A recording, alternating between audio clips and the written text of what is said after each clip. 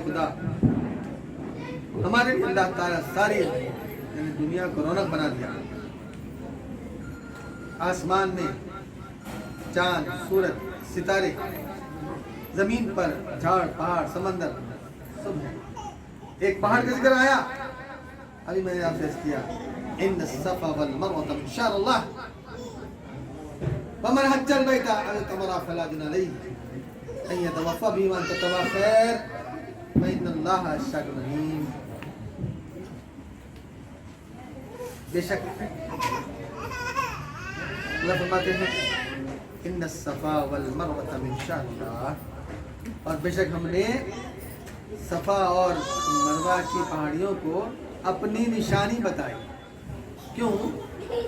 हमारे एक नबी, हमारे रसूल हजरत इब्राहिम अलैहिस्सलाम को यह हुक्म हुआ, ऐ इब्राहिम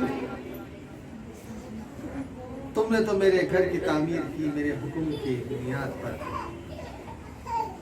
ऐ इब्राहिम तुम ऐसे नबी हो, ऐसे रसूल हो कि तुम मेरी हर हुक्म की इत्तिबा करते रहे। हुक्म हुआ कि तुम मेरे घर की तामीर करो तो तामीर करना शुरू फरमा दिए। हुक्म हुआ कि तुम अपनी बीवी और बच्चे को लाकर उस सहरा में छोड़ दो, आपने लाके छोड़ दिया। मकाम को छोड़कर तुम कहीं और चले जाओ और वहाँ तुम्हारी बीवी और बच्चे को छोड़ दो। सुभान अल्लाह, आपने अल्लाह के हुक्म की बुनियाद पर, अल्लाह के हुक्म के इत्तिबा में आपकी ज़ौजा मुबारका उम्मुल मोमिनीन, उम्महातुल मोमिनीन आपको वहाँ पर छोड़ दिया। आपके मासूम बच्चा जो होने वाला नबी था, होने वाले रसूल थे और सरकार के जद्दे आला थे, वैसे पाक के जद्दे आला थे, आपकी नस्ल मुबारक में सरकार आने वाले थे। इन पर सलाम है। अल्लाहुम्मा सल्ली अला सय्यिदिना व शफीना व हबीबिना मौलाना मुहम्मद सल्लल्लाहु अलैहि वसल्लम अलैका या रसूलल्लाह सल्लल्लाहु अलैहि व आलिहि वसल्लम। और बीबी हाजरा उसी पहाड़ों में सफा से मरवा तक जाती और मरवा से सफा तक आती। जब सफा पर चढ़ जाती ऊंची पहाड़ी पर, देखती कि मेरे शौहर इब्राहिम अलैहिस्सलाम कहाँ हैं। मैं यहाँ तो अकेली हूँ, आवाज देती, फिर वहां होना है और اولیاء اللہ کی تعلیمات سے وابستہ ہونا ہے. واہ کیا مرتبہ ہے غوث بالا تیرا، اونچے اونچوں سے ہے مقام اعلیٰ تیرا. سبحان اللہ سبحان اللہ.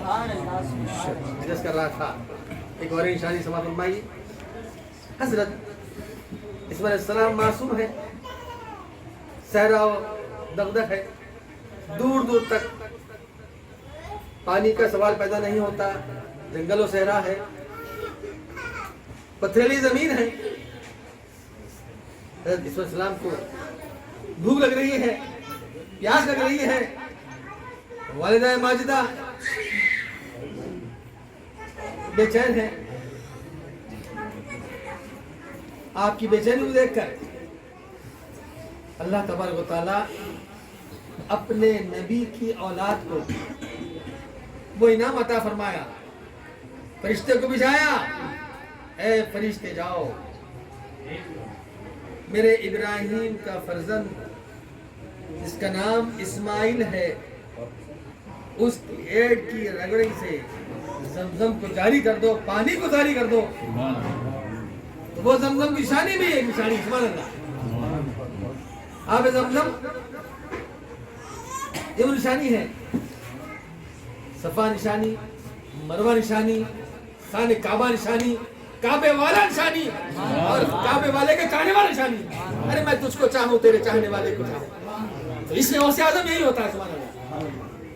کی محمد سے وفا تم نے تو ہم تیرے ہیں، یہ جہاں چیزیں کیا لوح و قلم تیرے. سبحان اللہ. ایک مرتبہ درود پڑھیے. محمد والصلاۃ والسلام علیکہ یا رسول اللہ صلی اللہ علیہ وآلہ وصحبہ وازواجہ وذریاتہ واہل بیتہ وسلموا تسلیما کثیرا کثیرا. حضرت علیہ السلام کے ایڑ سے زمزم کا پانی دعا فرمائے کہیں اے چشمہ اسماعیل. سبحان اللہ. جو اللہ شان میں سے ہے، اے چشمہ اسماعیل، جس بندے کی ایڑیوں کی رگڑ سے تو نے جاری ہوا، لیکن حکم الہی سے جاری ہوا. حکم الہی سے جاری ہوا. زمزم یعنی تو ٹھہر جا. اگر جاری ہوتا تو تا قیامت تک سارا جہاں اس پانی میں ڈوب جاتا. سبحان اللہ. رک جا. سبحان اللہ.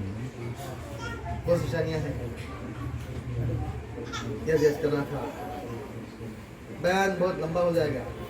سر یہ میرا بتانے کا مقصد یہ ہے کہ اولیاء اللہ سے عشق رکھنا، اولیاء اللہ سے محبت رکھنا.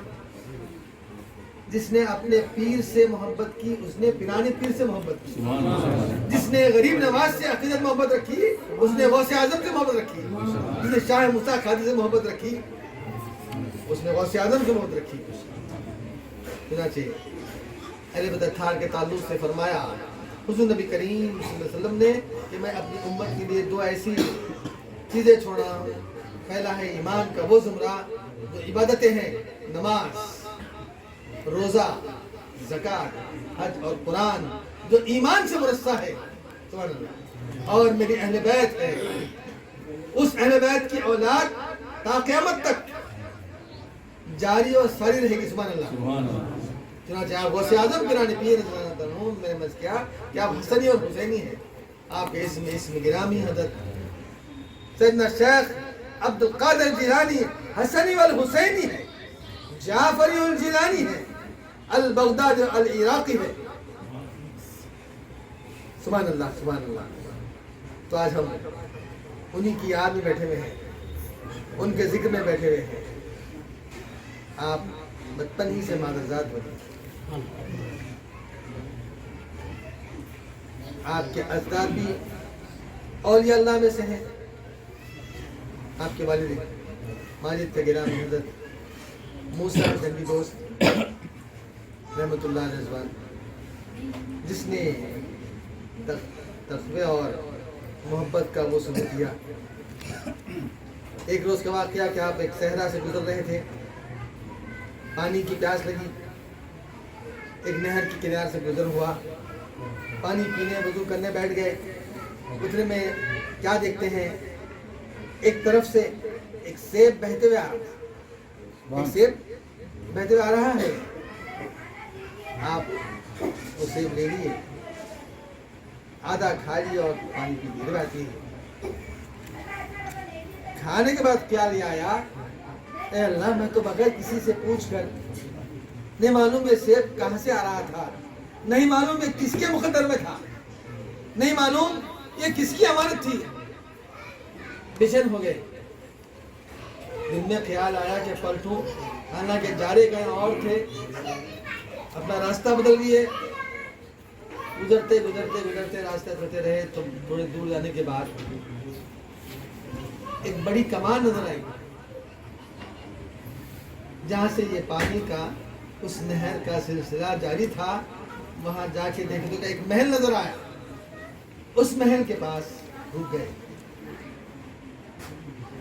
تو دیکھتے کیا ہے، وہاں لاؤ لشکر ہے۔ پوچھا یہ محل کس کا ہے، تو کہا گیا کہ یہ بادشاہ وقت کا محل ہے۔ آپ نے فرمایا کہ میں اسے ملاقات کرنا چاہتا ہوں۔ ملاقات کی، السلام علیکم۔ آپ نے پوچھا اے بادشاہ وقت، میں نے تیرے باغ کی پھل کا بغیر تیری اجازت کے استعمال کر لیا، آدھا کھا لیا، میں چاہتا ہوں کہ میں اس کا ازالہ کروں۔